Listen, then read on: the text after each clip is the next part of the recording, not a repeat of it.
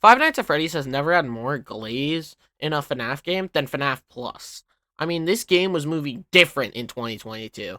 I mean, this game had so much glaze that some people were saying this is just better FNAF 1.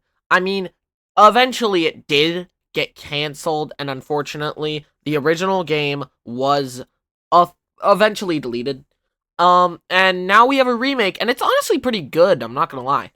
Now, of course, this remake can't be perfect, which is why it had to release one of the most just stupid mechanics a remake can introduce.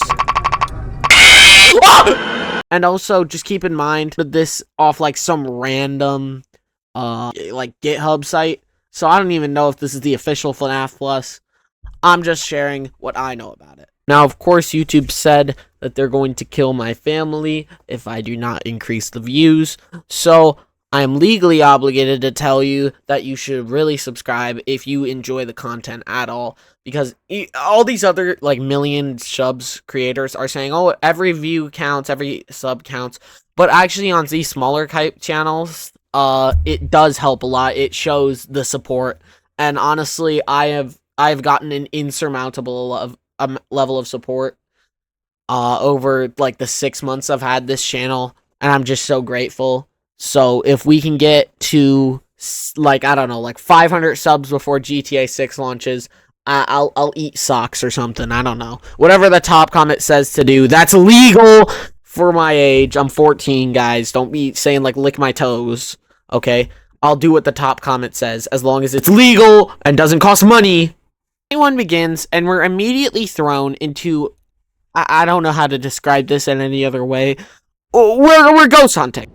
What the hell? Why are we ghost hunting? Why are we ghost hunting? Yo. Yo, why is it playing music, bro? Dude, why are we ghost hunting in a...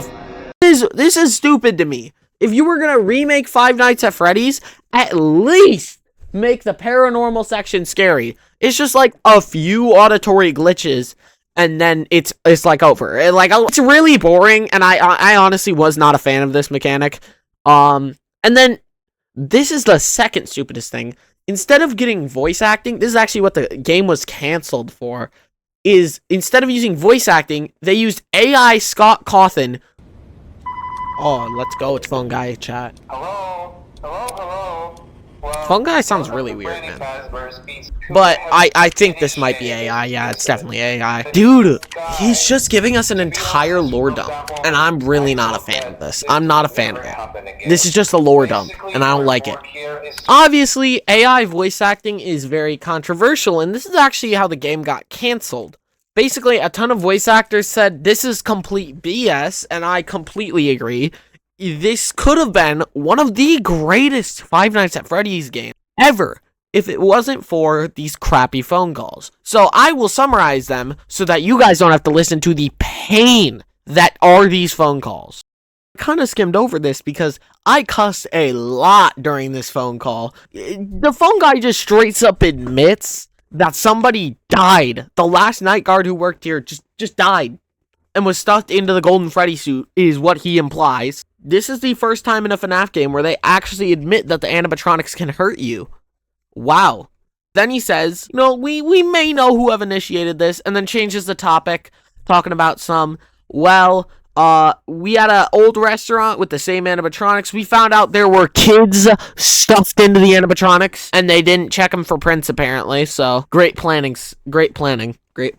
And you're shocked when there's children in there, when there's blood and mucus pouring out. I can't with this phone call. Basically, all he tells you to do is keep the animatronics out of your office. Oh, and he also tells you to watch for any paranormal activity, but like, that's boring. We don't care about the lore of this game. So, now it's time to get into how the animatronics work. And contrary to popular belief, they actually didn't change much stuff. But in the version I was playing, Foxy would attack both your hallways, and you had to press the control button to figure out which way he was going, which I thought was stupid. I think we should start with the simple character, Bonnie. Bonnie will try to make your way to the left door, just as he does in FNAF 1. What's different in FNAF 1 is the way that your doors are arranged.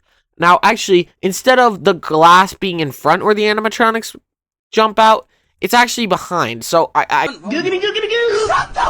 Basically, all you need to know is they're gonna try and make it into your office, so you gotta close the door to stop Bonnie. Chica works the exact same way.